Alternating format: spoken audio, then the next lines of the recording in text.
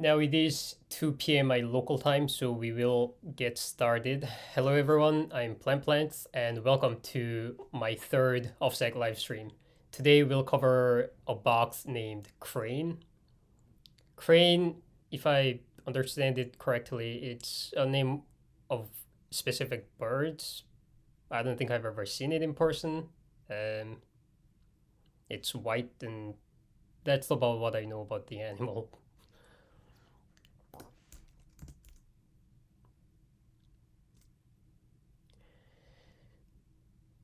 I prepared a little quick introduction of myself. I'm Lenethal, better known as Plantplants. You can often find me in our OffSec Discord server, Pen 200 channels most of the time. Sometimes I'm in Web 300 channels as well, helping around as much as I can. I started preparing for my OSCP at the beginning of 2020, and I used a lot of different resources to practice and gain my skills, and finally I went for it at the beginning of 2022, and that attempt was successful. So I was certified as of 2022 March. Now I have been going through Web 300. I like web application related things, and I'm trying to get certified for OSWE as well. And some of you may already know, I like Kirby, I like plants. Now I have a pear tree, an apple tree, and some berry bushes in the backyard.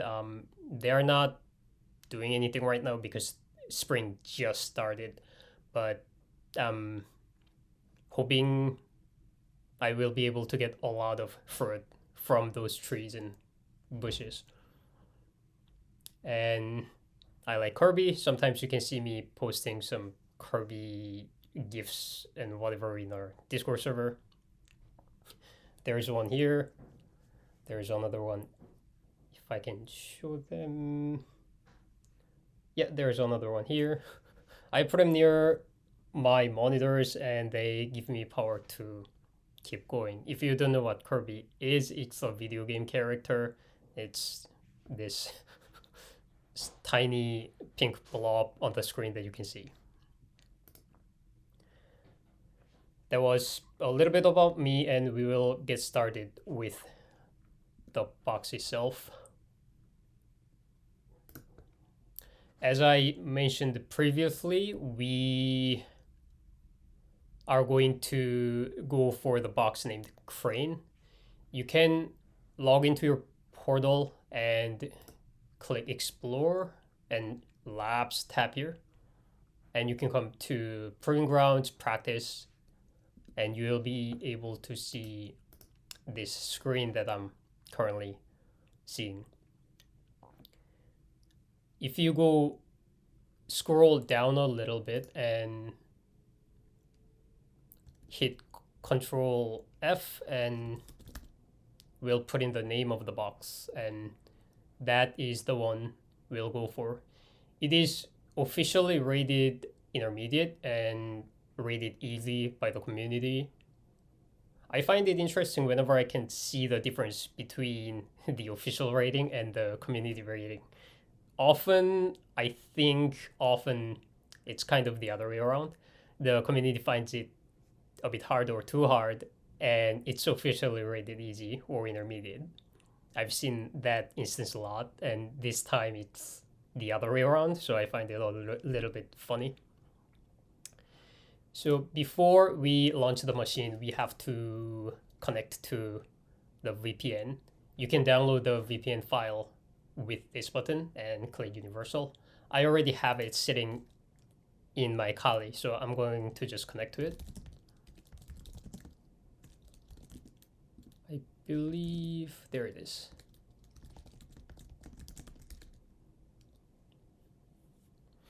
When I was just learning Linux and when I was starting all this out, it always bothered me. The terminal, it seems I can't issue any other command anymore. You can put it in the background with Control Z and issue the command BG for background to have this process run in the background. Ooh, I can probably make my microphone a bit louder. Let me see.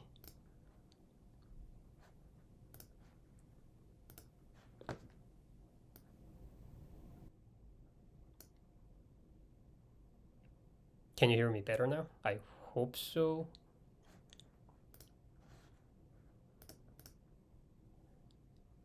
Now I am connected to my VPN.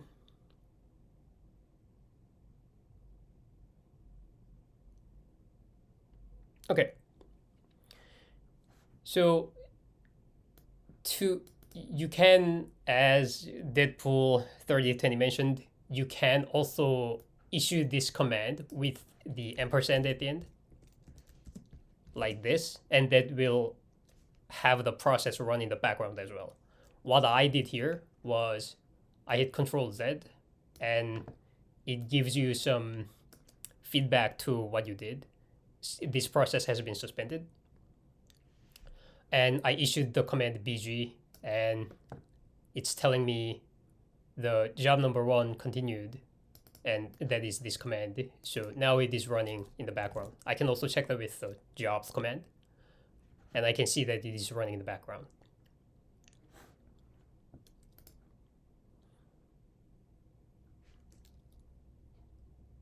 Either way is okay.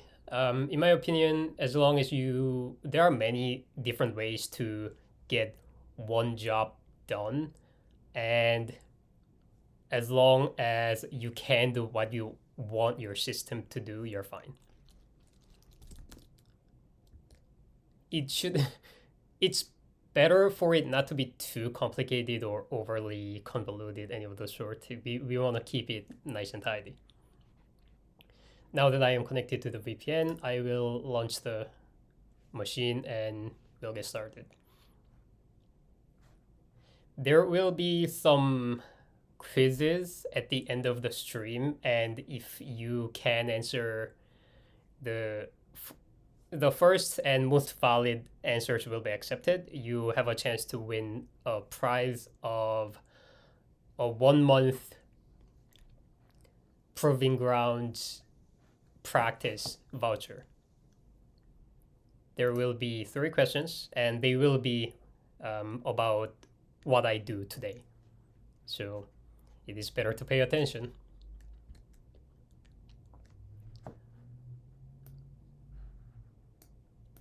I boot this box up with this play icon here, and waiting for a little bit, it will give us an IP address. This is for the box, and to start this machine and interact with it, we have to be connected to our VPN. We are going to, as usual, start with the nmap scan here.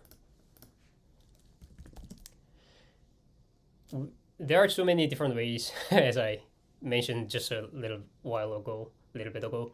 There are so many different ways to run your nmap scans.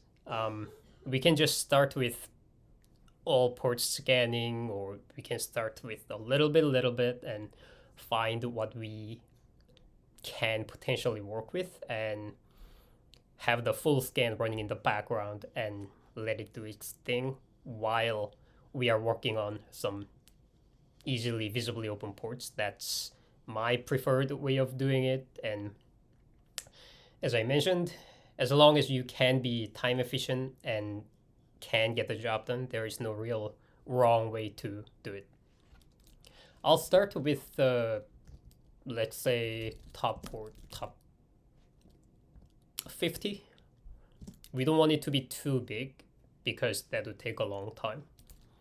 I'll give it T4 to make it faster, and I will treat this host as up and running with some additional flags. These are service and version detection. You can run the command like man and map for its manual to see what each of them do. I also have covered them in one of my previous streams as well. I'm going to give it ON for output. Ooh, speaking of the output before.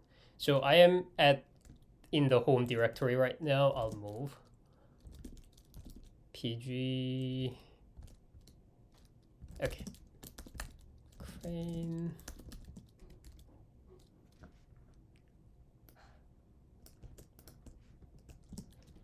I'll name it nmap.text and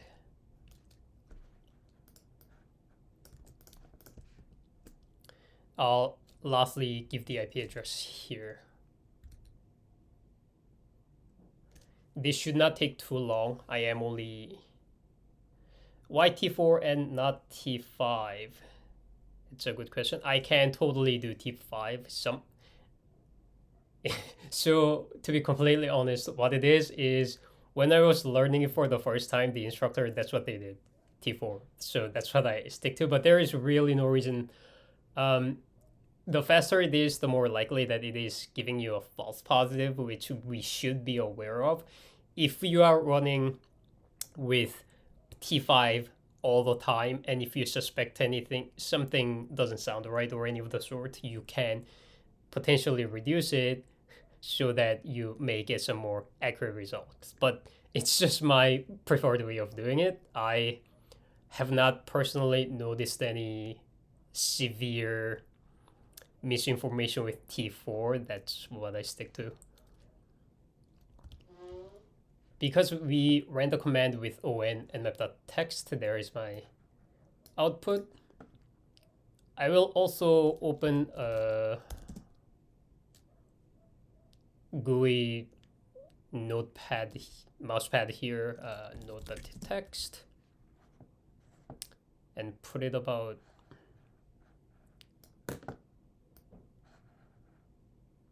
I hope my my face is not covering this node.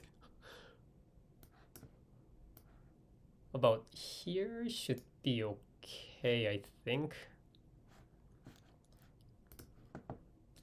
I'm going to also put it in the background. Now let's look at the scan result.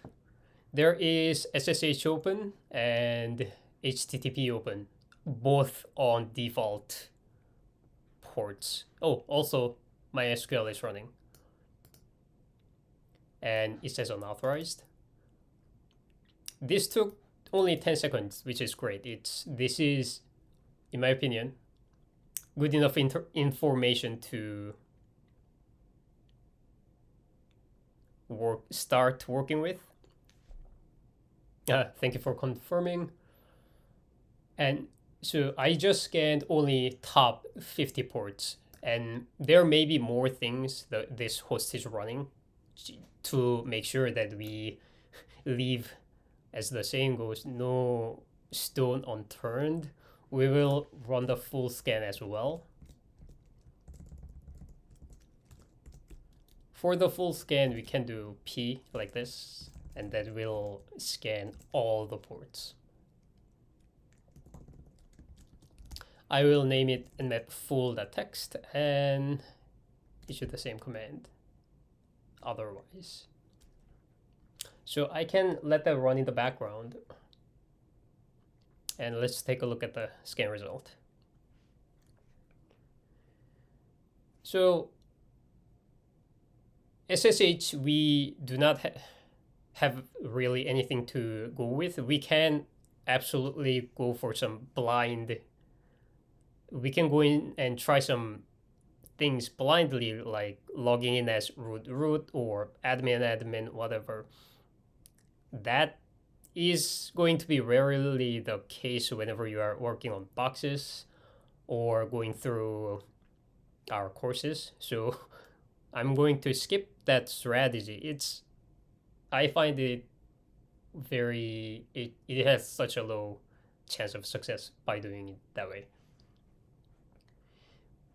HTTP is usually my go-to to start, and I get kind of just personally bummed out when I'm playing with a machine and it doesn't have any web apps. It kind of feels funny.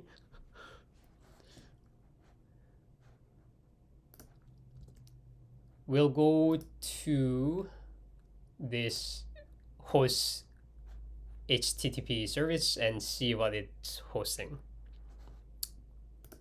And in the meantime, so it looks like the full port scan came back.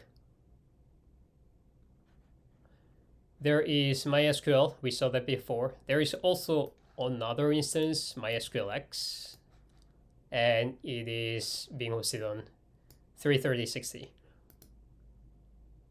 Now, whenever you run any scan like this and you see this massive somewhat of not very comprehensible result, you don't have to know all of this, or you don't have to know like what to do with this. We will eventually get there if I don't find anything to work with on this HTTP service, but until then I'm going to hold that off for now and begin my enumeration on this HTTP. It is hosting some kind of web application called the SweetCRM.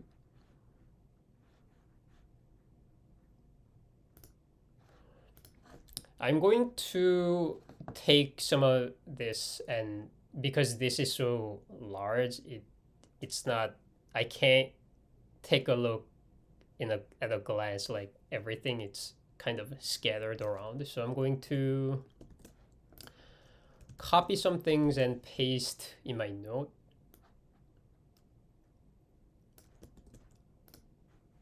I better get the version as well here.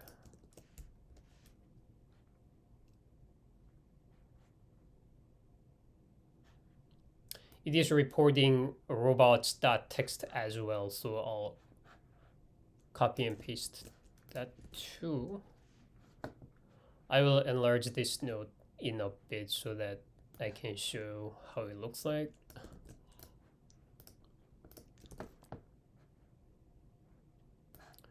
So for now, we have this to work with. Because I'm seeing robots.txt from the scan result, I'm going to go for it and see what it has.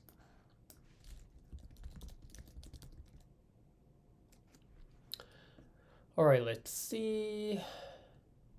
User agent, everything, disallow, index, Googlebot, and apparently there is something called ical server.php at the index. Let's navigate to that and see what happens. Whenever you, it prompts for login. Whenever you see anything, you find something maybe out of ordinary, then we want to always investigate and see what it's about. We want to understand as much as it is physically possible about the target that we are trying to attack. Now, I have mentioned this before in my previous streams. One of my favorite things to do whenever I see a login panel is admin. Sometimes it works, sometimes it doesn't. I like this strategy because it doesn't take too much time. You just put in admin and try to sign in, see what happens. So it seems to have downloaded something. I'll take it, I'll bring that file here and examine it, just try to see what it's about. It says vCalendar calendar file. I don't know what that is. I don't know what that means. I can, of course, Google it to find out, what is the file format, ICS, any of the sort, to try to identify what it exactly is. You can also cat this out and see if it can show you some kind of text. I'm going to use strings here because I don't know what it is exactly.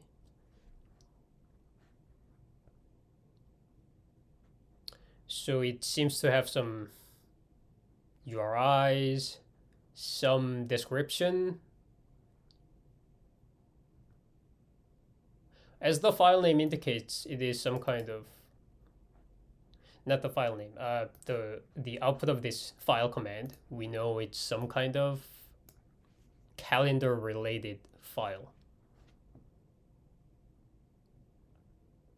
It also has some V calendar, version number, etc. We'll take a note of this, and it's also revealing some module names and action, stuff like that. We'll keep that in mind and move on to enumerate further. So now we are back to the index page. Here we can, besides my favorite thing to do, we can kind of assume, we can make an assumption. I tried admin.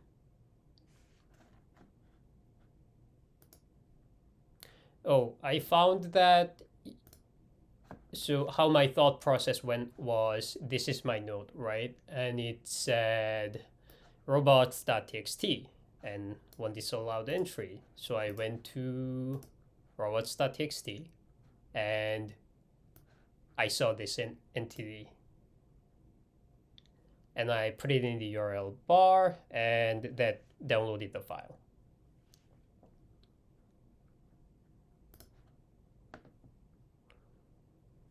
We can make an assumption here. So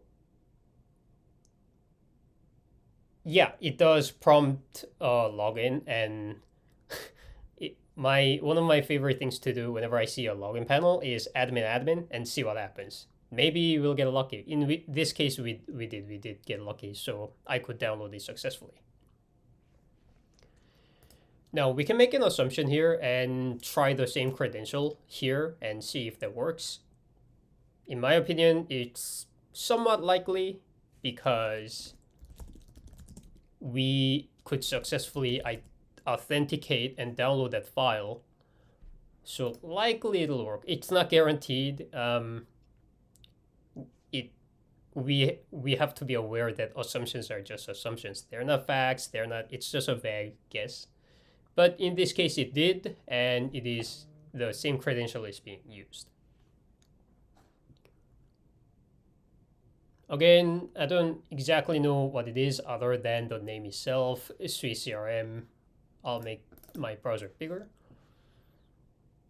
We can try to look around and see what it has, and hopefully we can find something. One thing, whenever you are dealing with a web application, it is important to identify a name and a version number.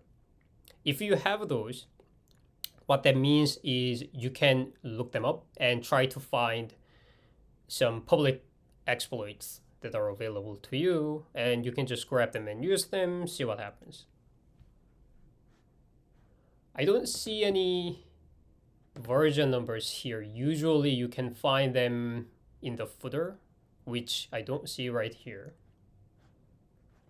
Also, another thing I do is come to view source on your browser, and I just go version. To be honest, I have not had much success with this method, so if you don't want to do it, that's fine. I'm just kind of trying to cover as much as I can. Sometimes it works. Sometimes I have been able to identify versions this way. Not in this case, no, I don't see any version information. So at this point, I ask myself a question. Okay, how can I find the version? And the neat part is you don't have to ask yourself that. You can ask Google that. So SwiCRM, or how to find version in SwiCRM. Google answers your question immediately and very directly. There is a menu on the top right user icon, and click on About, and it'll show you. Neat, great, okay? So top icon there, About. There's the version number, awesome. Whenever you are dealing with anything and you might ask, some questions may pop up in your mind. Oh, how do I do this? How do I do that? Google it. It's a readily available source, my favorite go-to for questions that are in my head. I highly recommend it. Now we have the version number. We also have sugar version, whatever that may be. In the footer, we know it's powered by Sugar CRM and supercharged by Sweet CRM. Now that we have the name and the version, we can start looking for publicly available exploits. There is a question from the chat. Report. If you're talking about an exam report, it is best that you provide as much information as you possibly can.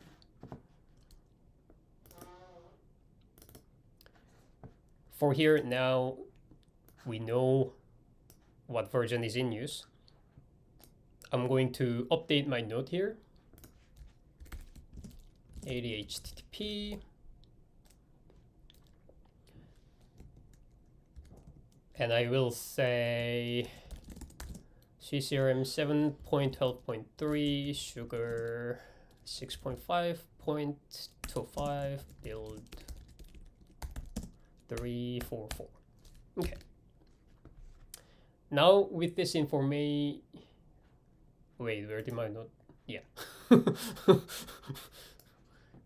Now that we have this information, we can start looking for publicly available exploits. Let's see, we'll use search exploit here. Swiss CRM. I'm not going to give it the version yet and just see what it gives me. About 5, well, 1 for Sugar CRM, the other 4 for Swiss CRM. I'm going to make it bigger and run the command again so that it can give me the full instead of cutoff text. Now let's see. There are 2 exploits targeting SQL injection. There are 2 exploits for remote code execution. Let's check the version again to see what we may possibly be able to pull off. They seem possible. They are targeting, no wait, they are not possible because the target version in use is higher. So this means it has, very likely they have been patched. That's why it has a higher version number. That's why web app developers and others, they release different higher versions after some security patches. Now, this is not the end of it. As I said a bit ago, we can always Google. So not every single exploit in existence will be in search exploit. Not everybody likes to submit it, and it may not be in search exploit, in which case, once again, Googling comes in handy. I'm going to copy and paste the version number, and we can say exploits, we can say vulnerabilities.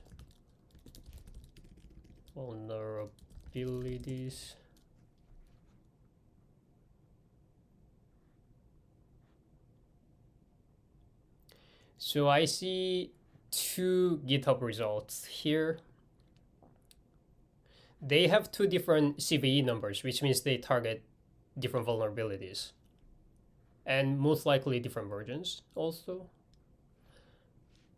I'll open both of them and see, let's see what they're about.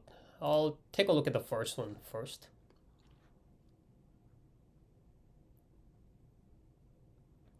It says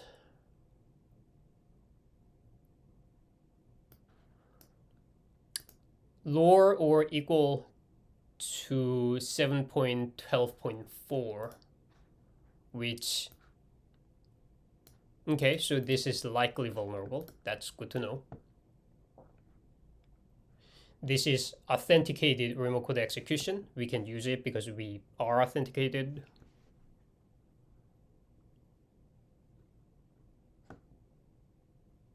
And it gives a little bit of usage and installation and whatnot. Let's try it and see what happens.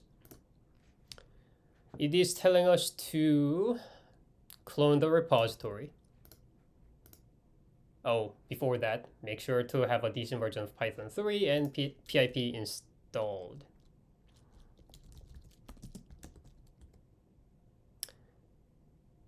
I'm not sure if that's the latest, but considering the year this exploit was written, it has CVE 2022, so most likely it was written in or before 2022. I'm going to check the pip version as well. Python 3.3.11. Okay. I think I'm good to proceed here. I'll copy this git command and okay. Let's go into the directory there, see what it has. It says install the required libraries. It is very important to read and understand what the author has to say about their work. If I were to just download exploit.py, run it, then I suspect there would be a lot of dependency issues because in the usage here, installation, it is saying install the required libraries for this exploit. We want to be slow and steady and thorough. Make sure every step we are performing is done correctly.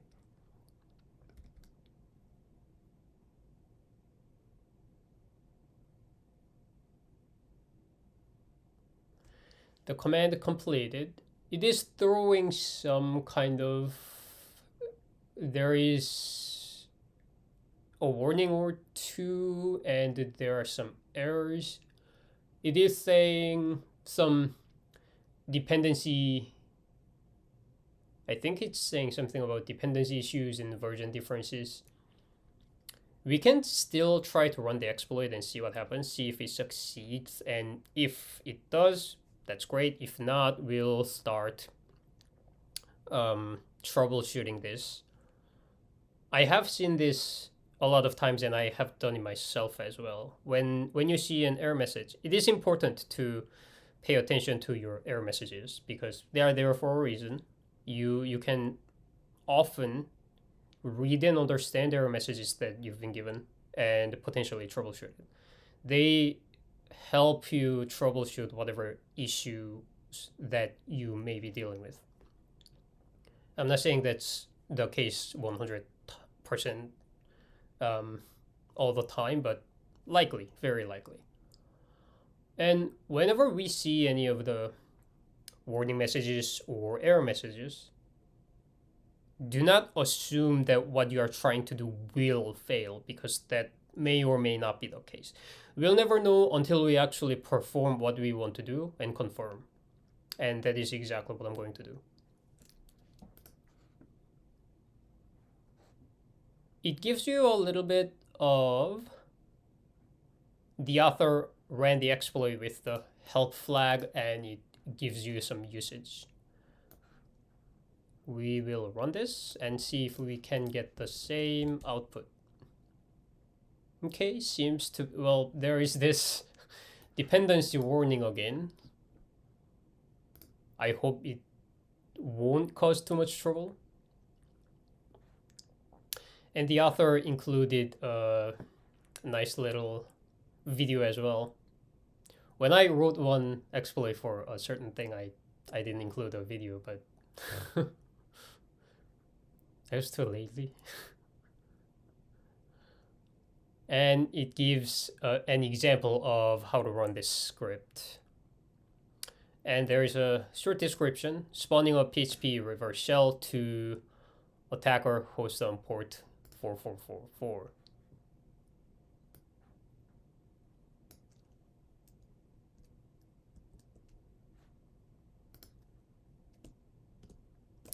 Before we run this, we don't want to copy and paste everything, run everything that we do not understand. Let's take a little closer look at it. It is saying attacker host, so that better be our IP address, you can find it here at the top right corner. That is your VPN IP address. 6845153. And I'll use 443. Whenever I am trying to gain a reverse shell, I always go with 80 or 443 because the target host may be blocking some outgoing traffic to arbitrary ports, such as 4444 or 55555 or whatever it may be.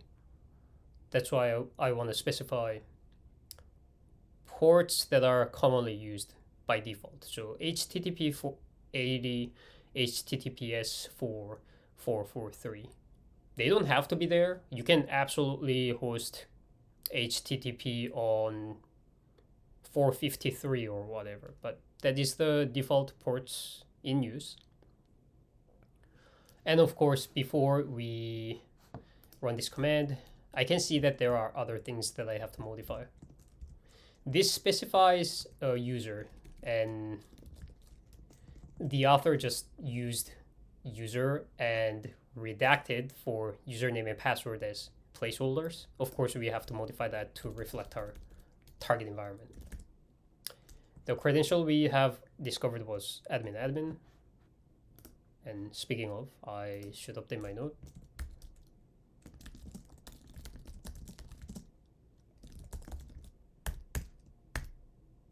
Okay. And I will make a note of this as well.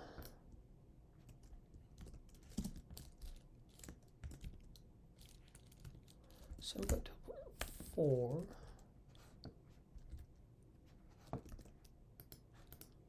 Now I'm going to set up a listener, run the command, and see what happens.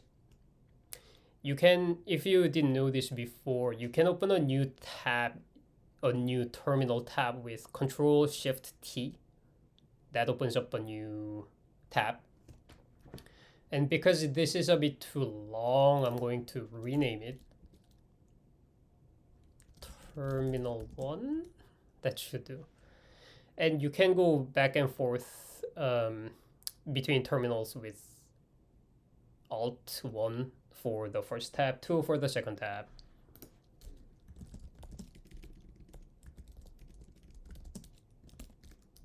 I'm going to issue my netcat command and run the exploit here. It didn't like that too much. Okay, now we can start troubleshooting and try to see what may have gone wrong. I didn't get anything back. Okay. I just realized this does not specify the target host for some reason.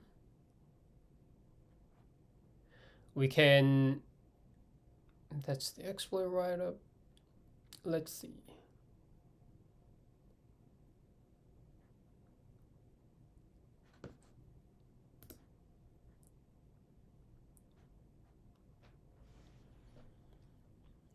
So the author ran the command as this. If we look at the error message here,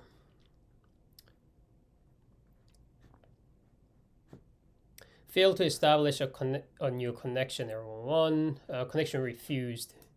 And if I'm looking at my command here, there is nowhere that I'm specifying the remote host IP address or any of the sort. That means it's a good time to take a look at the exploit and try to figure out what where or what IP address it's targeting. It has some variables called payload templates. Let's see.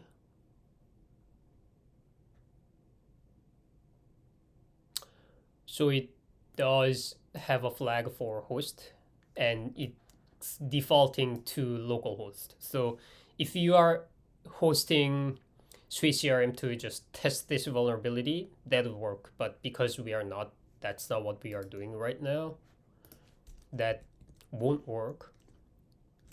So we'll give it host, and we'll get the IP address here again.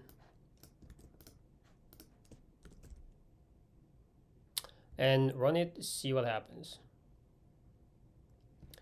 Invalid URL, that's fair. And it also gives you something else to try. Oh, perhaps you meant the same thing, but with http:// We'll do as it. Also, it is, oh, index.php is what the script already appends, so I don't think we need to be concerned with that. So with the host flag added, we run the script.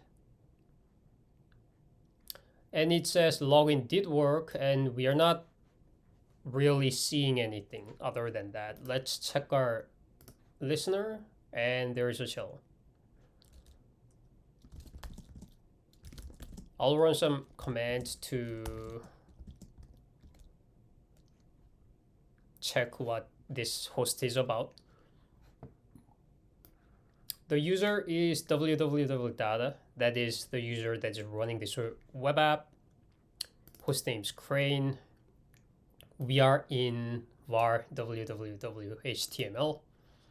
And these are all the files in use for this web app and some directories.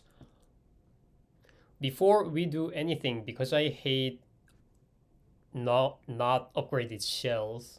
Why? Because it doesn't, if you're issuing some very complicated long command, and if you make a typo, you can't go back and fix it, and I find it very finicky to work with. So we are going to upgrade it.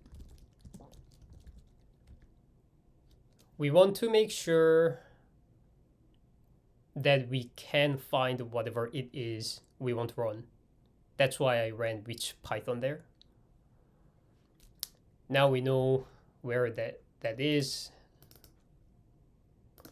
I'm going to run Python C. The C flag is for command, so you can issue C and give it single quotes to run some Python code. Not command, code, yeah.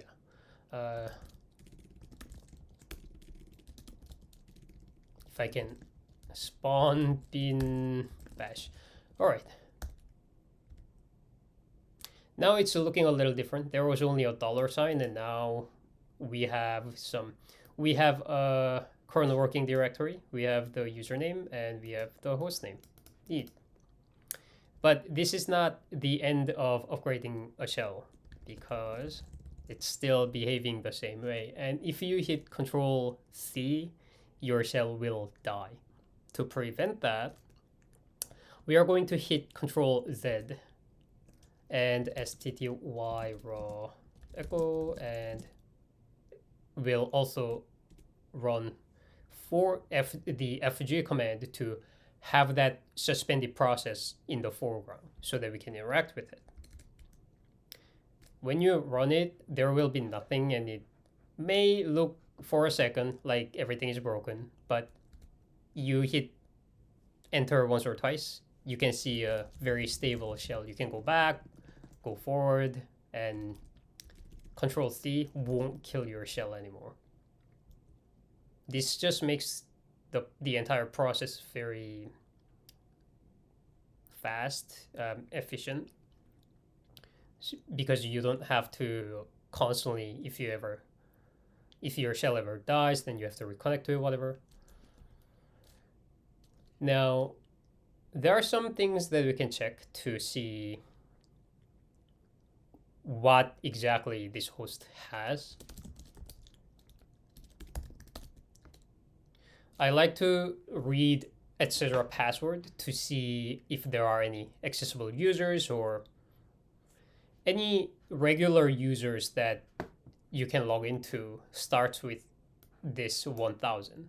I don't see any, so this host does not have any regular users, and we can also confirm that kind of with home, and the home directory is empty. which most likely means we can perform privilege escalation as is with our current access.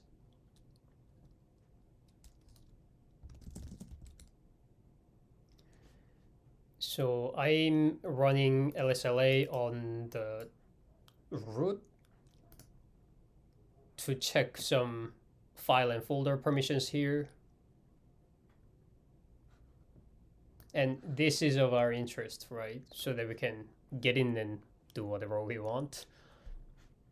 This is, I have seen this in a really, really beginner-friendly box that the root folder had 777 for the permission. So any user really can get in and get the proof. It was, as I said, a very, very beginner-friendly box. And that was funny because I never even thought of who would possibly give their root directory 777, but that was how the box was configured. So it has become something I just quickly check because it doesn't take too much time to just, add root LSLA. If not, okay, I'll move on. Before we run any automated enumeration scripts, I like to manually look around a little bit because while I manually look around, if I find something that saves me a lot of time of going through a massive result that auto enumeration scripts give me. So I just do a little bit of manual looking around whenever I have an initial access. I'll take a look at OPT as well. Oh, I'm not at, okay. There is a folder container that's probably the box related. I'm not going to dig into that. We can also see, let me think. We checked home and there was nothing. That's fine. We can also see some kind of Docker is in use because of that. And container is probably something about that. So I have a script, it's sitting in my GitHub private repository.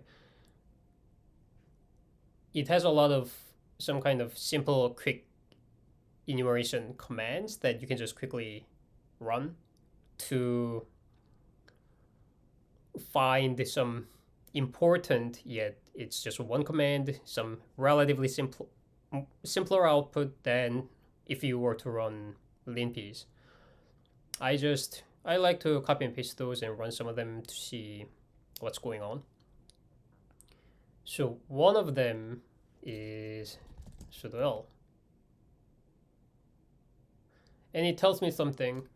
Usually I don't do this as www data because most of the time sudo l will ask you to provide a password. We don't have that password. Well, because I just got lucky with this command. To explain a bit more, some other things I do is whenever I have an initial access, trying some weak or simple default credentials, so something like change user to root, password to root. If not, that's fine. Admin as well, because that's what the web app was using, admin, and authentication failure. That's fine. These are just some quick checks that I can do to see if that works. Just some sort of kind of checking for low-hanging fruits. So this one says, I see somebody's quick. This user, which is me, that's what I have a shell on this host as, may run the following commands on localhost. It will not prompt me for a password and user sbin service. Okay, so that means I can run this command with sudo. And if you get anything from sudo l, or there is another command I like to run for some initial checks. It's using a find command to see all the binaries that have SUID bits set. Or the find command can be used in many different ways for us to find a potential privilege escalation vector. Now let's see. There is this resource. It's called GTFO bins. I'm not going to read that out. And we can come here, give it whatever binary we have identified. And it has a lot of different informations, but for this binary, it has two different. So one is shell, the other is sudo. It can be used to break out from restricted environments by spawning an interactive system shell. That's kind of what we just did, although it wasn't a system shell. I suppose we can spawn a more stable set, just as I did with Python. That's, I think, close to this.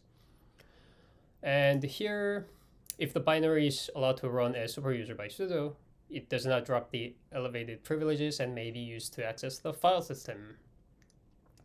So we can try that. It seems to be, because we found that it's in user S bin, so it's going up to directories. So getting out of there, get out of there, and so it is essentially going to bin sh, which does exist. Okay, that's good. We can try this command. It may or may not work for some other things that I have in mind, but we'll, for now, run it and see what happens. So it does. So whenever you have a root shell, it is indicated by the sharp sign if you are... The shell is unstable, but run the whoami command regardless and confirm that we have completely compromised this target. You can repeat that again, that Python command I ran to upgrade the shell, because it's not very stable.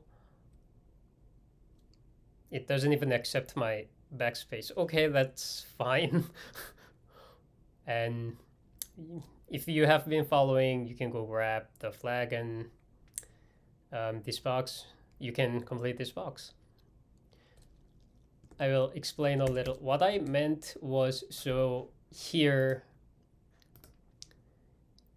let's assume that did not work.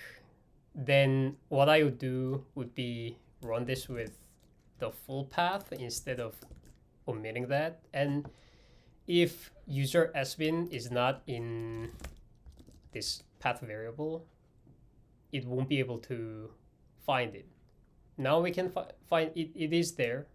So even if we just run service, it finds it in. So it'll look for it in here, next here, and it finds it. That's why it ran. But if just copying this and pasting it running, it didn't work, then that's some sort of investigation that we can perform. Yeah, this was rated easy by the community, and it was rated intermediate officially.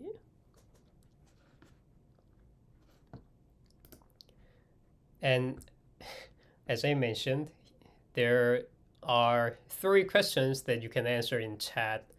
And if you answer the fastest and correctly, you will win a voucher for Proving Grounds practice 1-month voucher.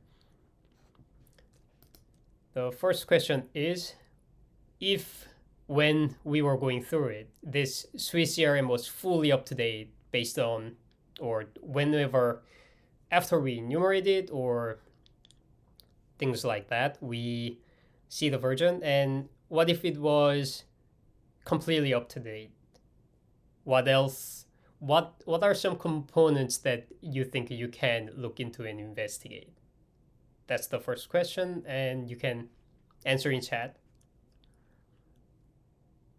And if you answer the fastest and correctly, you can win a Proving Grounds practice voucher. Google. Well, yes, but you'll have to be a bit more specific than that. Yes, of course, Google. Directory brute forcing to check what other files are available on the system.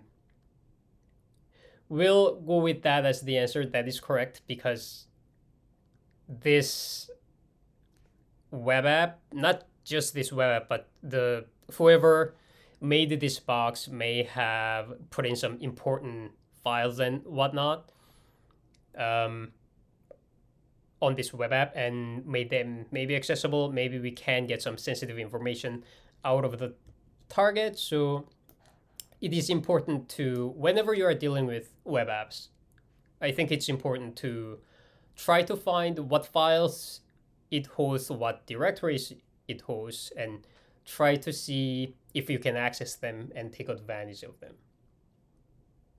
I think I just remembered. Another thing we can potentially check is PHP info to see if we can get some information, PHP version information out of the target.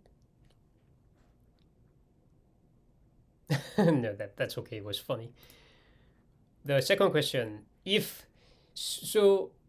after we gained an initial access, sudo l did not bring back anything of interest. What other enumeration command should be run?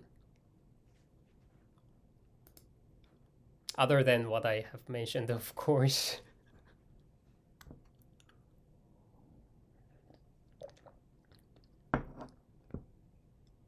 wget lin piece, okay, that's, I mean, no, that's not an enumeration command per se.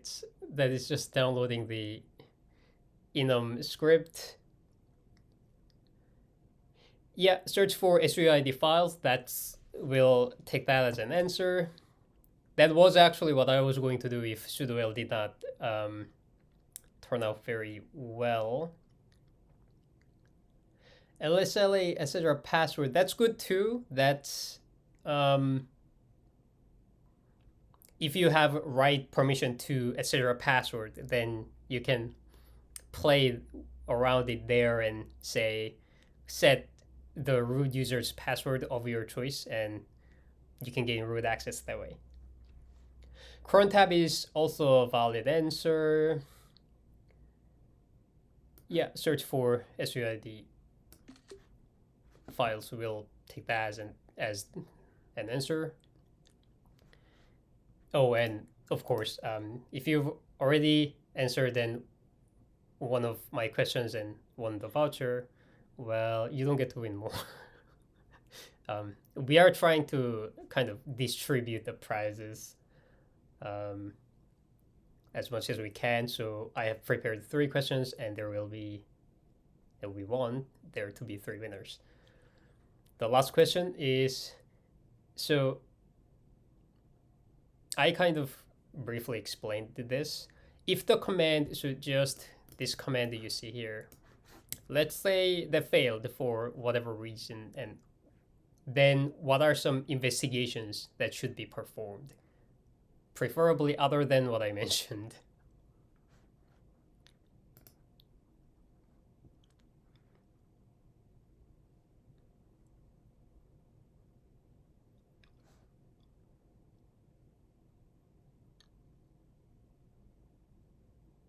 I didn't think of that, but that's actually a great answer. We'll take the man pages for the answer because, yeah, so if you don't know what a binary you are trying to run is about, you want to understand as much as you can.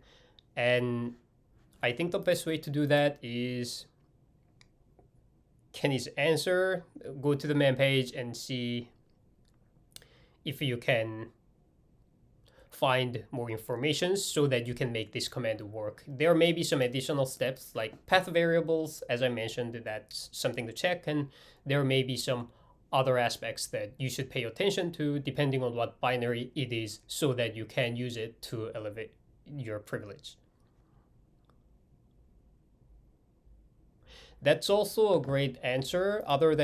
So I believe I checked it here. I try to make sure that bin sh does exist, and if it didn't, that would be fine. I would try to see what other like bin bash instead or bin dash also. That's a great point to note.